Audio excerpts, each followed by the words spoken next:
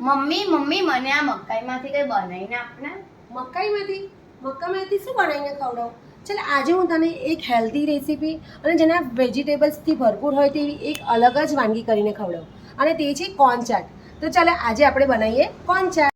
Corn chaat બનાવવા માટે સૌપ્રથમ આપણે એક પ્રેશર કુકર લઈશું, તેમાં પર્યાપ્ત પાણી એડ કરીશું અને મકાઈને આપણે બાફવા મૂકી દઈશું. તમે અહીં આવી રીતના આખી મકાઈની પણ બાફવા મૂકી શકો છો. અધરવાઇઝ તમે તેમાંથી દાણા કાઢી અને પછી પણ તેને બાફવા મૂકી શકો છો. તેમાં પર્યાપ્ત પાણી એડ કરી દઈશું. હવે તેમાં અડધી ચમચી હળદર એડ કરી દઈશું અને અડધી ચમચી તેમાં આપણે મીઠું એડ કરી દઈશું. હવે આ મીઠું અને હળદરને મકાઈની જોડે મિક્સ કર્યા પછી હવે તેને પ્રેશર કુકરનું ઢક્કણ વાસી અને તેને 2 થી 3 વિસલ થવા દઈશું, જેનાથી આપણી મકાઈ એકદમ પ્રોપરલી બફાઈ જાય. હવે આપણે એક વઘાર્યું લઈશું. વઘારમાં આપણે અડધી ચમચી જેટલું તેલ એડ કરીશું.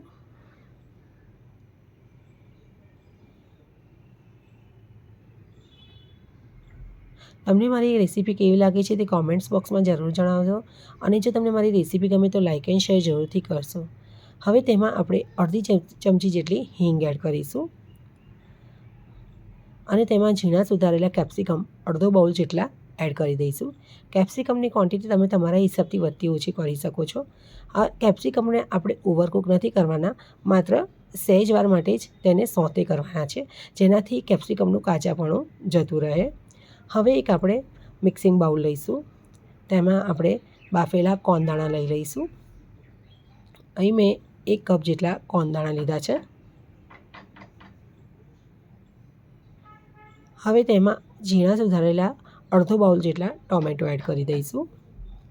ટોમેટોની ક્વોન્ટિટી તમે તમારા હિસાબથી વધતી ઓછી કરી શકો છો. તેમાં ઝીણી સુધારેલું કુકુંબર લઈ લઈશું. એક ઝીણું સુધારેલું લીલું મરચું એડ કરીશું. લીલું મરચું પૂરું ઓપ્શનલ છે, તમારે એડ કરવું તો કરી શકો છો, અધરવાઇઝ સ્કીપ પણ કરી શકો છો. હવે તેમાં આપણે જે સોતે કરેલા છે કેપ્સિકમ તેને એડ કરી દઈશું. સોતે કરવાથી કેપ્સિકમનું જે કાચાપણું દૂર થઈ જશે, એટલે આપણને ચાટમાં પણ સારું લાગશે. હવે તેમાં આપણે બધા મસાલા એડ કરીશું. તેમાં પ્રમાણસર મીઠું એડ કરીશું. મેક શ્યોર કે તમે જ્યારે મકાઈ બાફી હતી ત્યારે પણ તેમાં મીઠું એડ કર્યું છે, એટલે એ પ્રમાણથી તમે મીઠું એડ કરશો. તેમાં 1 થી પોણી ચમચી જેટલું કાશ્મીરી લાલ મરચું પાવડર એડ કરીશું. હવે તેમાં સંચળ પાવડર અડધી ચમચી એડ કરી દઈશું અને અડધી ચમચી ચાટ મસાલો એડ કરી દઈશું. હવે આ બધી જ વસ્તુને પ્રોપરલી આપણે મિક્સ કરી લઈશું. સંચળ પાવડર એડ કરવાથી એકદમ ચાટનો એકદમ ટેમ્પટિંગ તેવો ટેસ્ટ આવશે.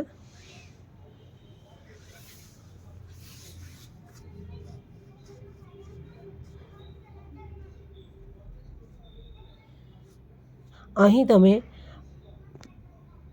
શેઝવાન સોસ એડ કરવા માંગતા હો તો તે પણ એડ કરી શકો છો, તેનાથી પણ સરસ લાગે છે.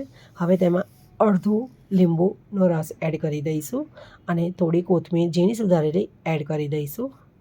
હવે આ બધી જ વસ્તુને આપણે પ્રોપરલી મિક્સ કરી લઈશું. તમે જોઈ શકો છો કે આપણો કોર્ન ચાટ તૈયાર છે. હવે આપણે તેને સર્વિંગ બાઉલમાં લઈ લઈશું.